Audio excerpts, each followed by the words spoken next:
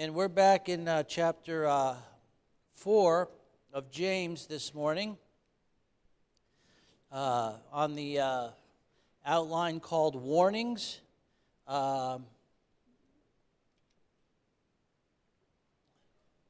We already looked at verses 11, 12 last week. And these are warnings addressed, at least in the rest of this chapter, to God's people. Last week he talked about being careful. There's a rule that we're to keep, that we're not to speak evil, we're to speak in love, and things like that.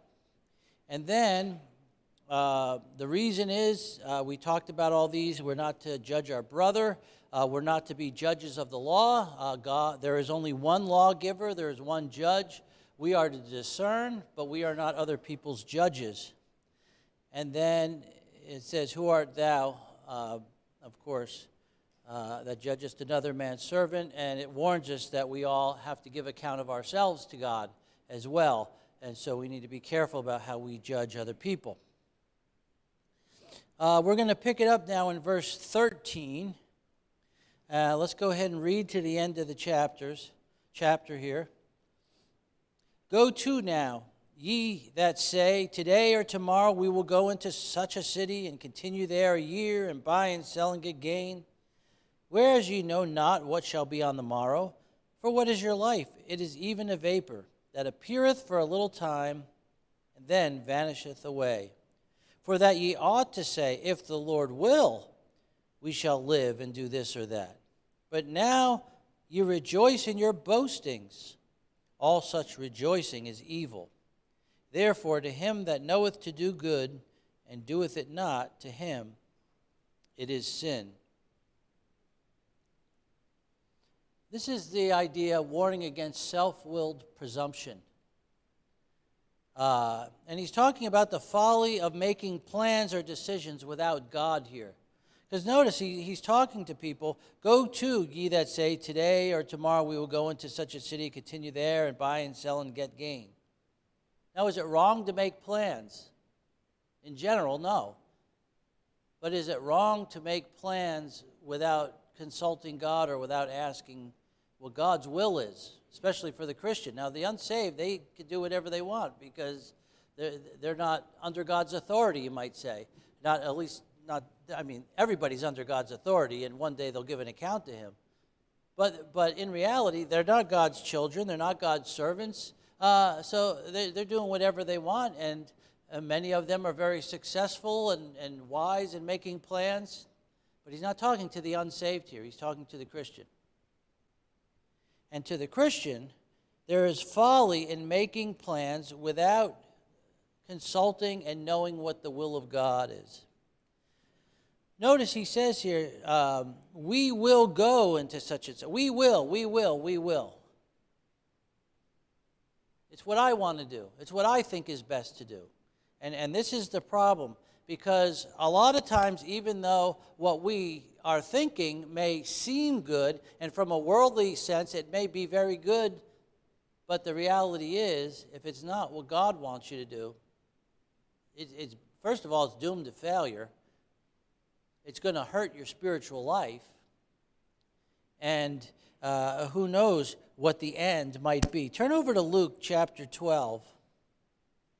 Luke, Gospel of Luke, chapter 12.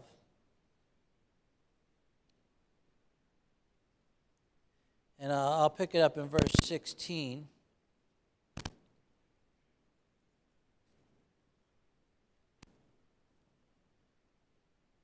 And he spake a parable unto them, saying, the ground of a certain rich man brought forth plentifully. And he thought within himself, saying, what shall I do, because I have no room where to bestow my fruits? And he said, this will I do. I will pull down my barns and build greater. And there will I bestow all my fruits and my goods. And I will say to my soul, soul, thou hast much goods laid up for many years. Take thine ease, eat, drink, and be merry. But God said unto him, thou fool, this night thy soul shall be required of thee. then whose shall those things be which thou hast provided? So is he that layeth up treasure for himself and is not rich toward God. This man had plans.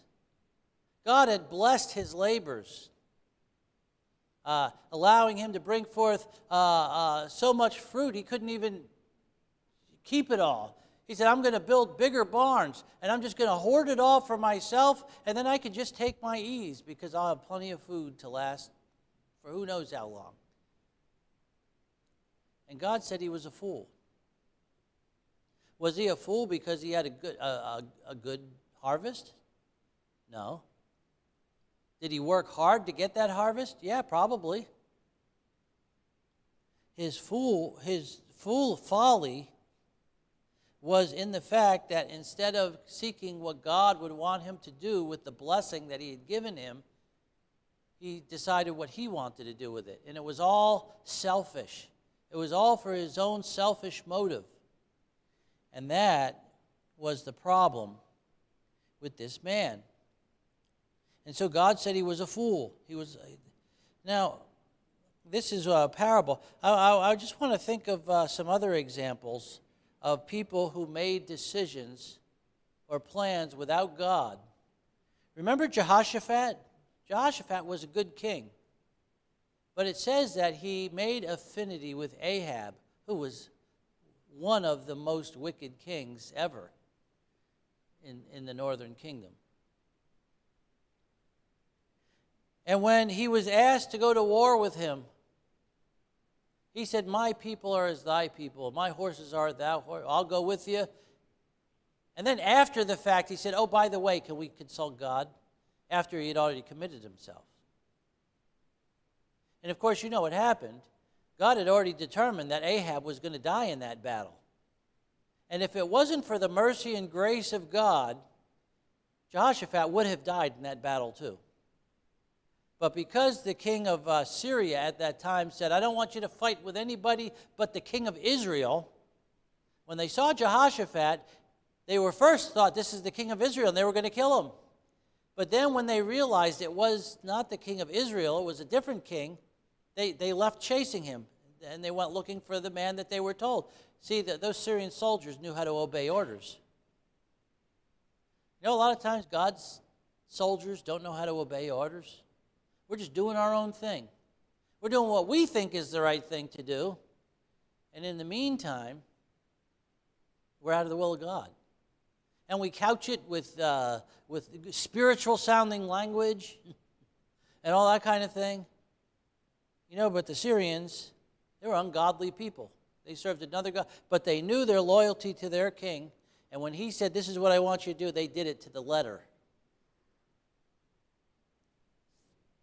Jehoshaphat never learned his lesson because after Ahab was dead, it says that he also joined affinity with his son Ahaziah and built some ships to go out and make money. And they went into this joint venture. And God said, because you've done this and joined affinity with them, you're not going to succeed in this venture. Now, another example of this is the Apostle Paul. Remember the Apostle Paul when he decided that he was going to go to Jerusalem?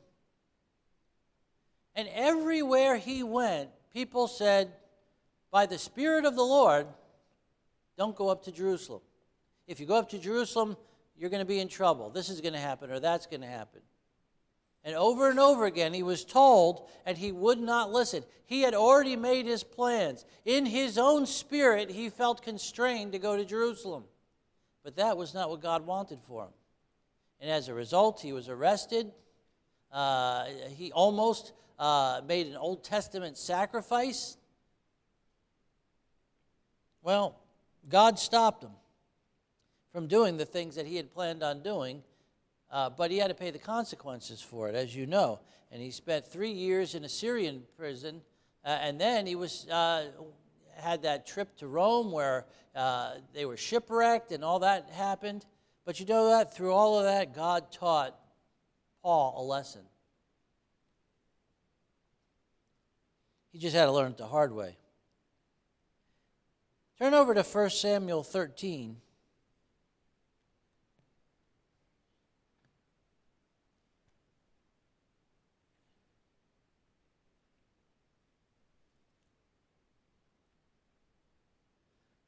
Now, when Saul was first made king, he was very humble. Who am I? Who is my father's house? We're the least of the tribes. I'm the least of my father's household. My family is the least family in my tribe.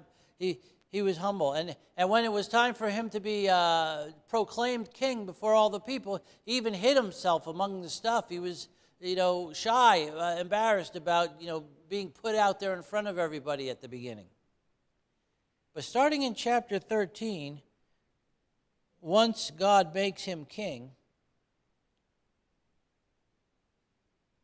it says, Saul reigned 1 year, and when he had reigned 2 years over Israel, Saul chose him 3,000 men of Israel, whereof 2,000 were with Saul in Michmash and in Mount Bethel, and 1,000 were with Jonathan in Gibeah of Benjamin. And the rest of the people he sent every man to his tent. And so now he's making plans. He's pulling together an army. Nothing about consulting God in all of this. He chose him. And then throughout all this, there's a battle going on. And they're tarrying. And while they're in this battle, if you remember, Jonathan and his armor bearer sneak off, and they go and they say, if God can deliver with a great number or a small number, he said, let's put God to the test. If we call out to these Philistines and they tell us to come here and we'll show you something, you come to us, we'll know that God's going to give us the victory. He says, but if they tell us to stay where we are, then we'll know that that's not God's will. And so they did. The men said, come down to us. And they said, God's going to give us the victory. And he was the only person with a sword other than his father. And he began to slay these Philistines. His armor bearer picked up one of the swords of the first men slain, and he began to slay after him. And the next thing you know, the Philistines are retreating. Wonderful thing happening. But in the meantime, King Saul made this stupid proclamation saying, nobody can eat or taste anything until the sun goes down. And of course, Jonathan wasn't there when he said that. And so as Jonathan was fighting and he had a little break, he saw some honey, and he dipped his hand, the tip of his sword or his hand in there, and he took a little honey, and it says his eyes were lightened. He was strengthened to go out and fight more. And there was a great victory. But because Saul had made that proclamation, God stopped speaking until this was brought to light. And so Saul says, well, there's some sin in the camp because God's not talking to us, so I'll put all the people on one side and me and my son Jonathan on the other side. And they drew lots, and it came out to Saul and Jonathan. Then they had a lot between Saul and Jonathan, and the lot came out to Jonathan. And Jonathan said, what did you do? Now, in the meantime, Jonathan had found out about this proclamation, and he says, my father did something foolish. He says, look at how my eyes were lightened in eating this honey. How much more, if the people had been able to eat, would they have had a greater victory today? But nevertheless, because the proclamation was made by the king, God brought it out. And what was Saul going to do? He was going to kill his son, according to the oath he had made. Of course, through the people, God rescued Jonathan. But I believe the whole reason God brought that up was to show Saul his folly in making these proclamations and doing things without consulting God first. Remember in Joshua, when the Gibeonites came and they said they were from a far country? And what did Joshua? They looked at their old clothes and their moldy bread and their spent wine bottles. And they say, oh yeah, these guys must have come from a far country. And it says they did not consult at the mouth of the Lord. And as a result, they made a covenant with people they were not supposed to make a covenant with, the Gibeonites. And then later on, they were forced to fight for the Gibeonites and rescue them. And much later on in history, King Saul decided, oh, these Gibeonites, they're the inhabitants of the land, and we're going to have to, wipe them out because, Moses said we're supposed to, kill all the people of the land. And he started killing the Gibeonites. And later on in David's reign, God sent a famine. And David inquired of the Lord, why is there a famine? He said, it's for Saul's sake, because he killed all these Gibeonites whom Joshua had made a league with. See, once they made that league, God held them to it. Even though they shouldn't have made it in the first place, God held them to it. And as a result, David had to go to the Gibeonites, humble himself, and say, God has shown me that this is why there's a famine in the land. What do you want me to do in order to atone for this sin that Saul made, that Saul did? And they said, all we want is 10 of the sons of Saul that we can hang on a tree. Now, he rescued Mephibosheth because of his oath to Jonathan. But he found 10 of the family of Saul, and he delivered them to the Gibeonites. And then the curse that God had sent to the land was taken away. Sometimes we make decisions, we make promises, and God's going to hold them to us, even if we shouldn't have made it in the first place. Because we're supposed to have integrity. We're supposed to keep our word. So it's better not to make the promise. Matter of fact, in Proverbs it says it's better not to make a promise or a vow than to make a vow and not keep it. So you better think about when you promise something or something like that. You make decisions. Make sure you know that it's the will of God before you commit to anything. Why else is it a bad thing to do this? Well, look back in our text in James.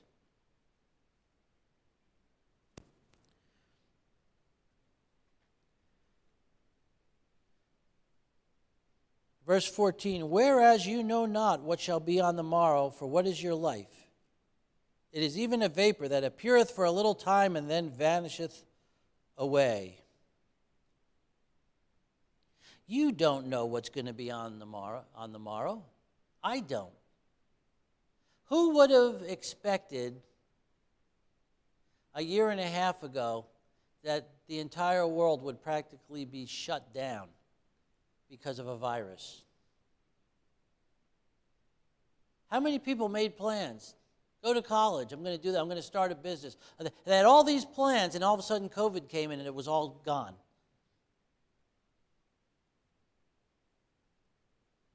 I mean, we don't know. We have no control over really anything except how we act and react. I can't change the way other people are going to act and react. I can't change the course of nature. You make plans. We're going to go on a picnic next Saturday, or we're going to have a picnic, and all of a sudden it rains, it storms, and your plans are canceled. You don't know. Proverbs 27:1, familiar verse to most of us. Boast not thyself of tomorrow, for thou knowest not what a day may bring forth. And remember in our text, he says in verse 16, but now you rejoice in your boastings. There are a lot of people who have their pulse on society. People who know how to invest their money certain ways and how to get gain. And, they have seminars to try to teach other people how to do these things and so forth. But for the Christian, we need to make our plans. And if we're making plans without God, the Bible says we're sinning, really. That's what it says. It says, ye know not. Think of the real estate market. As a result of the things going on in this country, people are moving out of the cities and they're moving to other areas of the world, of the country. They're moving to other states. And as a result, the real estate market in some of these other places, the housing is getting higher and higher because there's more of a demand, because that's the way it works. Some people were thinking, I can make a lot of money here up in Massachusetts. You got good wages, and then when I retire, I'm going to move down to, Tennessee or Kansas or someplace like that, where I can spend a very small portion to buy a house, and then I can live off the rest of my retirement because the cost of living in the real estate market is much cheaper there. Well, that may not be true much longer. Matter of fact, I saw an article recently that said if you're planning on buying in one of these areas, you better do it now because the prices are just going to keep going up. The stock market. How many times has the stock market crashed? I mean, there was the 29. Obviously, there's been other times. And individual stocks, it's a sure thing. This one's going to go through, and all of a sudden, for some reason, it busts. Sometimes it busts because of people who play the stock market. They buy a whole bunch of shares, they wait till it gets a really big worth, then they cash it all in. And all of a sudden, they made all that money, and the company goes down the tubes because now they don't have people backing it anymore. It's all on shifting sand. We don't know what's going to happen. And so we should not make plans, definite plans, without consulting God first. Think of it. That's the frailty of life. Notice he says, what is your life? It is even a vapor that appeareth for a little time and then vanisheth away. What is your life? Turn over to Psalm. Now, we already looked at Luke where God said, thou fool, this night thy soul shall be required of thee. Now, it doesn't always happen that quickly, but turn over to Psalm 90, verse 4.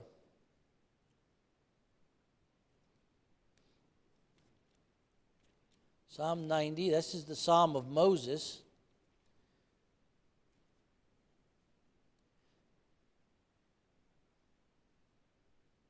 For 1,000 years in thy sight are as but yesterday when it is past, and as a watch in the night. Thou carriest them away as with a flood. They are as asleep in the morning. They are as grass which groweth up. In the morning it flourisheth and groweth up, and in the evening it is cut down and withereth. For we are consumed by thine anger and thy wrath, and by thy wrath we are troubled. Thou hast set our iniquities before thee, our secret sins in the light of thy countenance. For all our days are passed away in thy wrath. We spend our years as a tale that is told. The days of our lives of our years are 80 years and 10. And if by reason of strength they be 80 years, yet is their strength labor and sorrow, for it is soon cut off and we fly away. We don't know how long we have on this planet. God says an average of 70 to 80 years for mankind. We've stretched that out a little bit with modern medical science and so forth. People are living into their 90s, into hundreds sometimes. That's wonderful. But how long is that compared to eternity, or even the history of mankind? It's a vapor that appeareth for a little while and then vanisheth away. Whenever I read this verse, I always think of Steve, Pastor Starr's son-in-law, Steve. The young adult class, one time we were, or college and career class he was teaching at that time. I was in that class. And he brought in one of those vaporizers.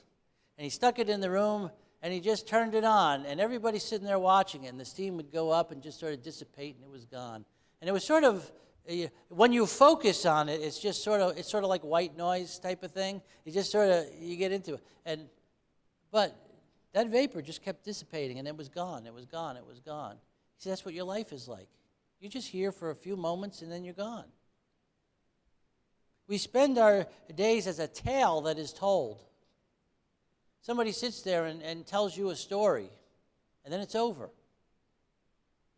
And that's it. Turn over to Psalm 102.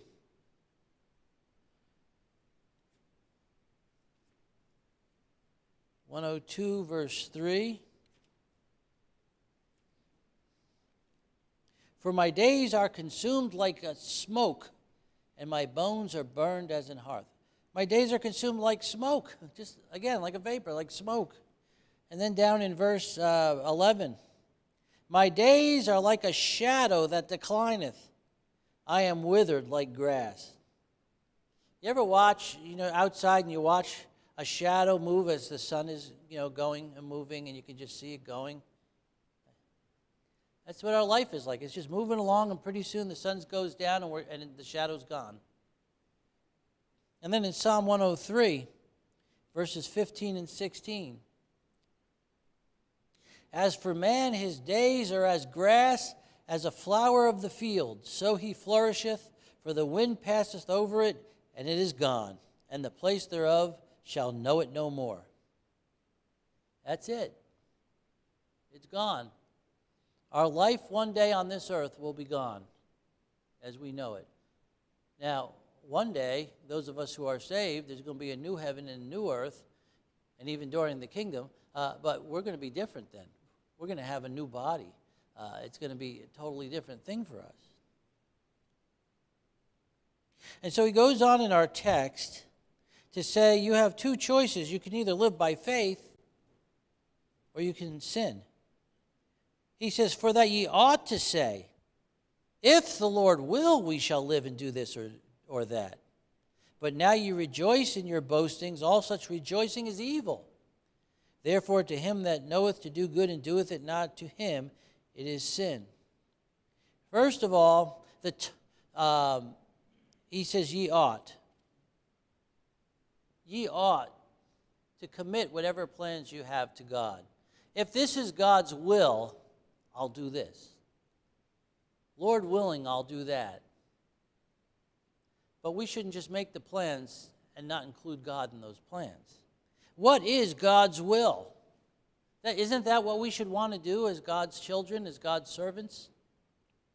Turn over to Acts chapter 18, 21.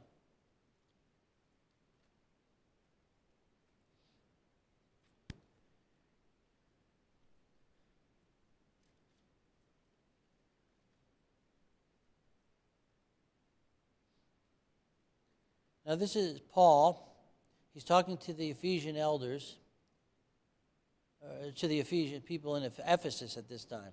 But bade them farewell, saying, I must by all means keep this feast that cometh in Jerusalem, but I will return again unto you, if God will. And he sailed from Ephesus. Said, if God wills, I'll be back. If it's God's will for me to come back and plant a church here and encourage the few believers that I've just met and so forth, if that's the case, then I'll be back.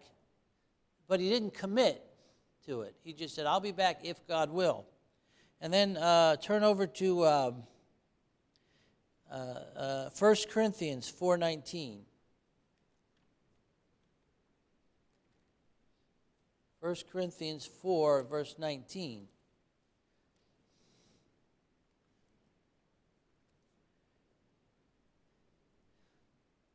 But I will come to you shortly, if the Lord will, and will know, not the speech of them which are puffed up, but the power. So Paul is planning on going back to Corinth at some point, but he tells them, I'll come if the Lord will. And again, he's saying, it's up to God whether I come back or not. I'd like to come back. I want to come back. I want to help you. I want to straighten some things out. As an apostle, it's my responsibility to you because I planted this church. He says, but I'm not going to make a commitment without saying, unless it's God's will. What is God's will? He goes on to say that the rejoicing over these things is really arrogance and it's evil. When you make the plans by yourself, you're being arrogant. You're saying, I'm in control of my destiny. I can handle this and that. And God says that kind of rejoicing is evil. Because of the frailty of my life, because I have no control over what other people do or nature or anything like that. For me to think that somehow I can overcome obstacles on my own and without the help of God and without the knowing that it's God's will is arrogant presumption. And God says that's evil. That's evil. In 1 Samuel 2:3, 1 Samuel 2:3,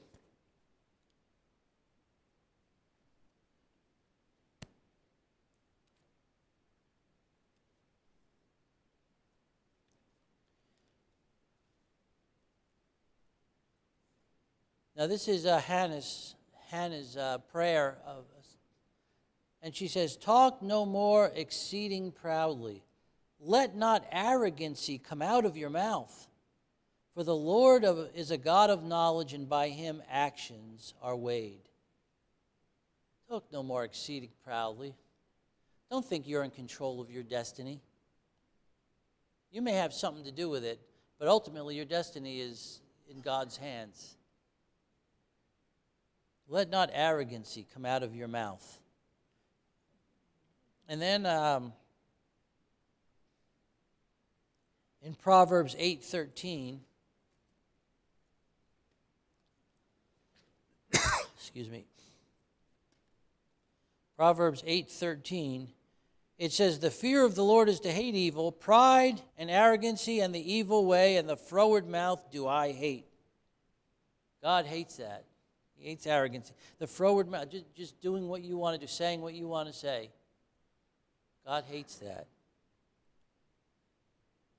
And so then he says this, therefore, summing all this up now, this idea of making plans and speaking arrogantly and doing your own thing. He says, therefore, to him that knoweth to do good and doeth it not, to him it is sin. You know, we all quote that principle all the time. We talk about it. If you know to do something right, you don't do it, it's sin. Yeah, that's true.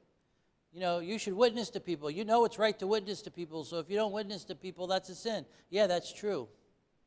What's the context here? The context is seeking the will of God first before you make plans. He says, I mean, that's context, isn't it? The therefore refers to what we just said. So he says, for that ye ought to say, if the Lord will, we shall live and do this. So in other words, if you're not looking for the will of God in everything, that's the good he's talking about. You know to do good. You know to seek the will of God first, and you don't do that. You just make your own plans. He says that's sin. That's the context. Remember, the principle is still the same, but the context of that principle is found in this particular place. And so we need to see what he's using, and then we can apply that principle in other places as well. But understand where it comes from and the context from when it came. That's part of rightly dividing the word of truth, knowing the context. You need to know the context. In Romans 14 and verse 23,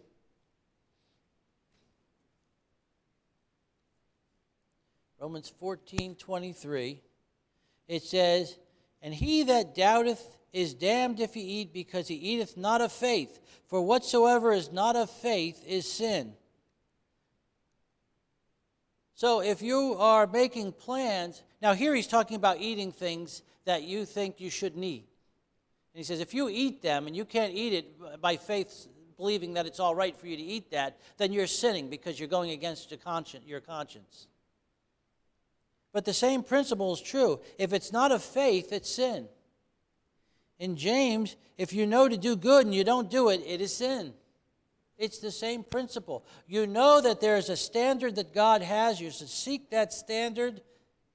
And if you don't seek that standard, then you're sinning. And someone else can do the exact same thing you're doing, but because they're doing it by faith, to them it's not sin. But to you it is, because you're not doing it by faith. In Proverbs 21:4,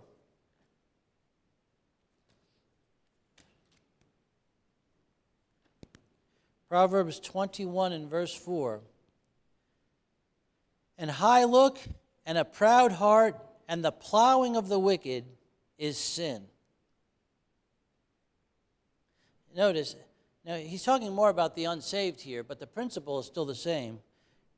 A high look leads to a proud heart, which leads to plowing wickedly.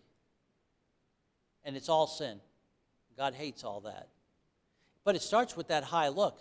And what is the high look that we're talking about in James? Making plans without consulting and knowing God's will first. And then in Proverbs 24 and verse 9,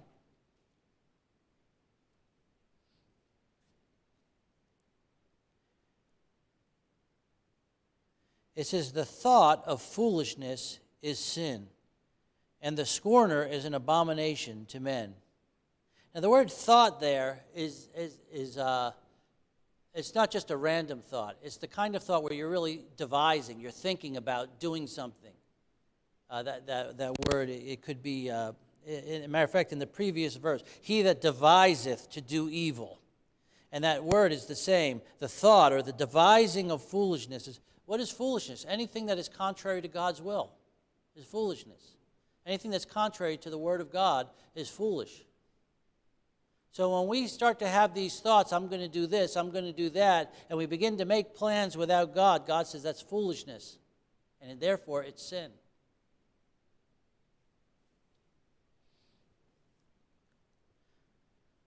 Now, as we get into chapter 5, the tone of this seems to indicate that he's addressing unsaved people among God's people. We're just going to look at the first 6 verses here. It says, go to now, ye rich men, weep and howl for your miseries that shall come upon you. This does not sound like he's talking to saved people here. Your riches are corrupted, and your garments are moth-eaten. Your gold and silver is cankered, and the rust of them shall be a witness against you, and shall eat your flesh as it were fire. Ye have heaped treasure together for the last days. Behold, the hire of the laborers who have reaped down your fields, which is of you kept back by fraud, crieth, and the cries of them which have reaped are entered into the ears of the Lord of Sabaoth. Ye have lived in pleasure on the earth and have been wanton. Ye have nourished your hearts as in a day of slaughter. Ye have condemned and killed the just, and he doth not resist you. Now, I think it's pretty obvious from the tone of this, he's not talking to saved people here. You know, in every church throughout history, there have always been wolves in sheep's clothing that get in among God's people. There have always been tares among the wheat.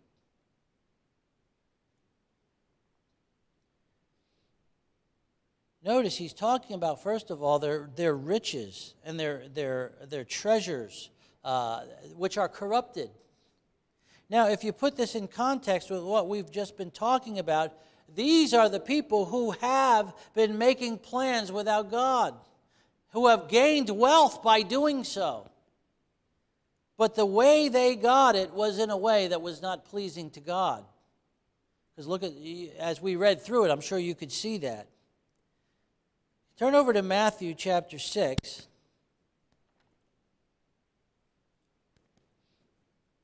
Matthew 6.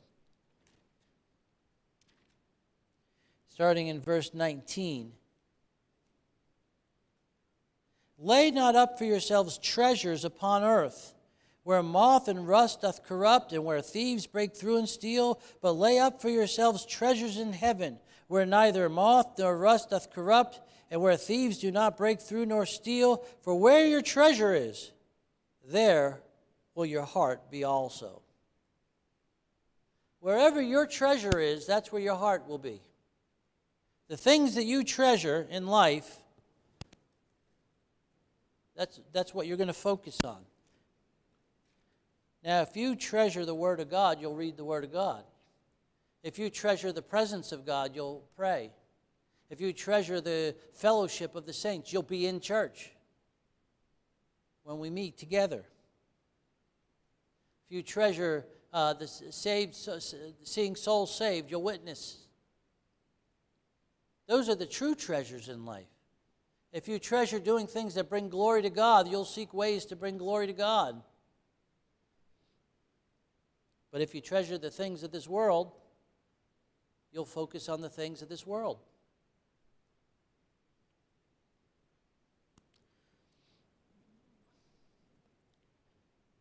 He says, "How for your miseries that shall come upon you." You're making your own plans. You've gotten your own wealth, but someday misery is going to come upon you. In 1 Timothy 6:10, 1 Timothy 6:9, we want to talk about the unholy desire that goes into people who want to get wealthy. But they that will be rich fall into temptation and a snare, and into many foolish and hurtful lusts which drown men in destruction and perdition. They will be, in other words, that's their desire, their will, their passion is to get rich and to have a lot of money and prestige and power and all the things that go along with it.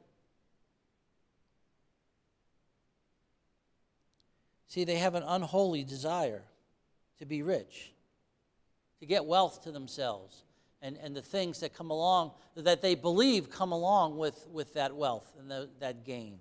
In Proverbs 13:7,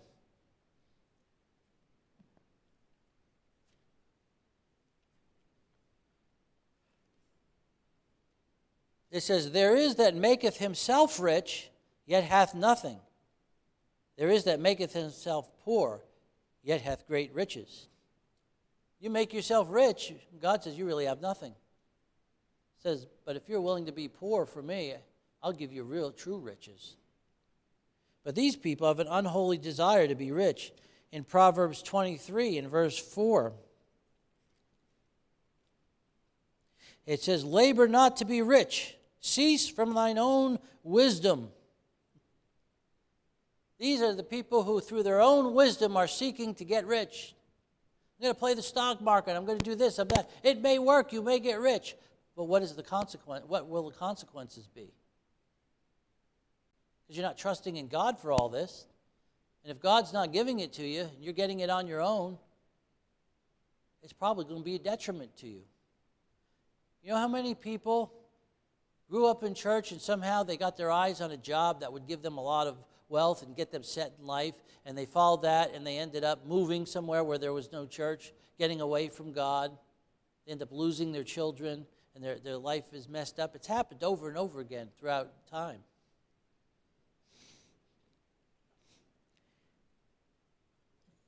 In Proverbs 28:22, it says, "He that hasteth to be rich hath an evil eye, and considereth not that poverty shall come upon him." Notice, he's in a hurry. He's working hard to get rich, and it leads him to have an evil eye. What can I do to get rich?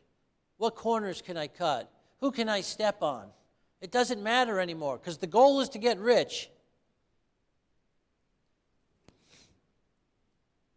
Now, if you go back to our text in James, as he's talking about this, he talks about that their riches are corrupted, their garments are moth-eaten, the gold and silver is cankered, the rust of them shall be a witness against you, and eat your flesh as it were fire. Ye have heaped up treasure together for the last days.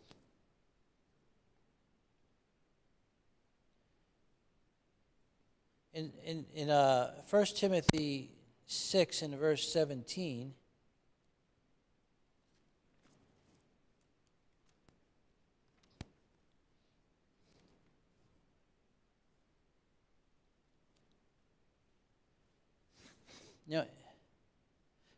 actually, look at in verse 10. He says, "For the love of money is the root of all evil." Not, money isn't the root of all evil. That's what some people quote it as. It says the love of money is the root of evil, of all evil. Which, while some coveted after, they have erred from the faith and pierced themselves through with many sorrows. And then look at verse 17. He charge them that are rich in this world that they be not high-minded, nor trust in what? Uncertain riches. The riches of this world are uncertain. You could have a lot of money in the bank, but what if through inflation the U.S. dollar tanks? what good is your money going to be then? Not going to be worth anything. Don't trust in uncertain riches, but in the living God who giveth us richly all things to enjoy. I'll go again back to Proverbs 23, 4 and 5.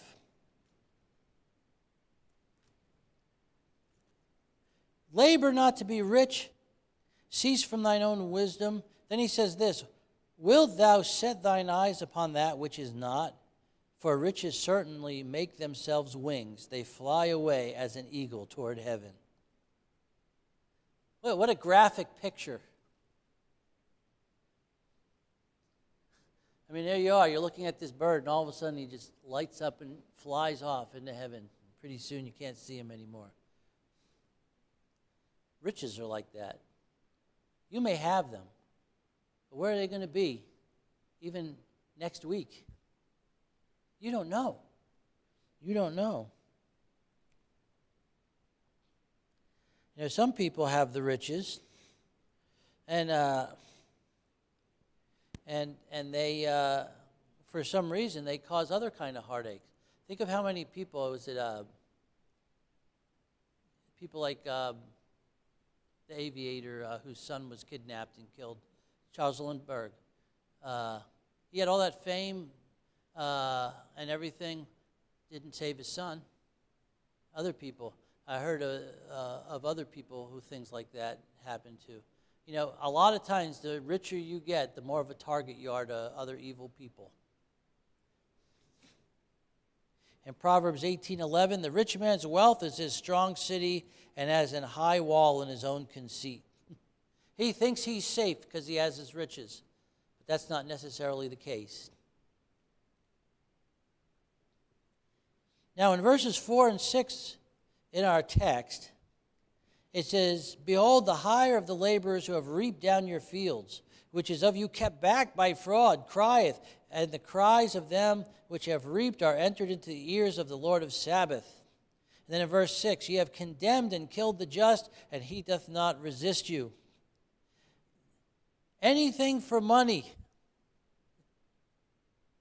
Anything for money. They don't care who they hurt in the process. We're not going to pay our laborers what we ought to because we can get a higher profit and make more money ourselves. You know, one of the things about having stockholders, and I've seen this in various places, is that all of a sudden you have, instead of the people who have been laboring to make the business good and viable and so forth, they make it a public stock. And now instead of it being passion of people who are invested, physically invested, now you have to deal with people who only are interested in making money. And they've invested from their armchairs at home in a stock, not in a company, in a stock that they think will bring them more wealth. And many businesses have gone from being good, customer-oriented businesses to being money-making machines, and often at the expense of the customer and the workers as well. Not a good thing. We read 1 Timothy 6:10, the love of money is the root of all evil. All they care about is the money, not the product, not anything else. The wealth that they can get from it. In Proverbs 22:16,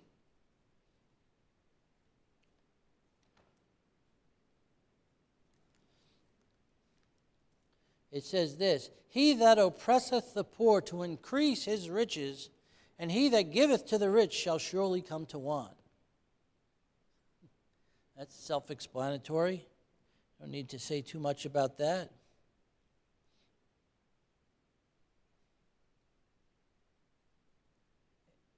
In Deuteronomy 24,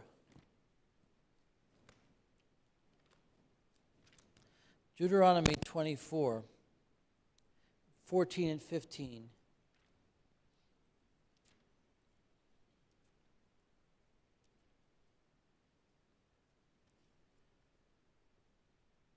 Thou shalt not oppress an hired servant that is poor and needy, whether he be of thy brethren or of thy strangers that are in thy land within thy gates. At his day thou shalt give him his hire, neither shall the sun go down upon it, for he is poor, and setteth his heart upon it, lest he cry against thee unto the Lord, and it be sin unto thee. God says, you hire somebody, you give them their due wages. And back then, it was every day. At the end of the day, they were working in your field. At the end of the day, they came and they collected. And God says, you don't let the sun go down on them. When they show up at the end of the day and they finish the work, you pay them right then and there. And that's the way it was supposed to be done. I know we do things different. People get paid weekly or monthly, but that's a contract that they get into. I've heard of companies which try to shave down the hours of their people. Just take a couple of minutes here, a couple of minutes there, here and there, and hopefully they won't notice it. And we're saving, if you have thousands of employees and you just shave a little bit off of everybody's, you're going to save a lot of money in the long run. That's not right, though. God notices those things. They turn to abuse and oppression. We read that in our text in James. But if you look at chapter 2, verses 6 and 7 of James,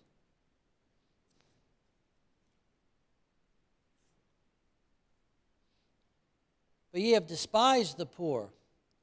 Do not rich men oppress you and draw you before judgment seats? Do not they blaspheme that worthy name by which ye are called? The rich people are the ones who are oppressing the poor, speaking evil of the righteous, blaspheming God, because their God is their wealth. They cannot serve God and mammon.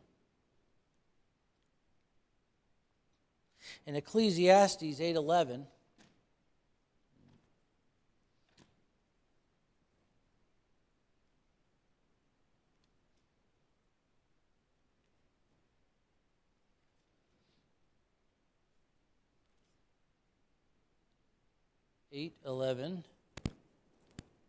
because